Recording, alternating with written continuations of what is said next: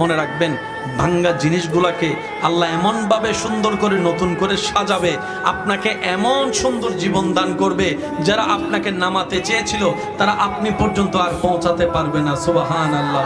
যারা আপনাকে টেনে ধরে নামাতে চেয়েছে তারা অনেক পিছনে পড়ে থাকবে, আপনি রবের রহমত নিয়ে অনেক দূরে এগিয়ে থাকবেন। মনে রাখবেন, শুধু একটু সয়ে যাবেন, একটু ধৈর্য ধরে থাকবেন, একটু সহ্য করে চুপ করে থাকবেন। যত সইবেন তত পাইবেন, যত সইবেন তত পাইবেন। কোনো আফসোস নাই, কোনো আপত্তি নাই, কোনো হা হুতাশ নাই। রবকে শুধু এতটুকু বলবেন যখনই মন খারাপ হবে, সিজদায় মাথাটা ঝুঁকিয়ে, ইয়া রব, আমি যা পেয়েছি কোনো কিছু পাওয়ার যোগ্যতা আমার কাছেই নেই, সব তুমি দয়া করে দান করেছো, সব তুমি দয়া করে দান করেছো।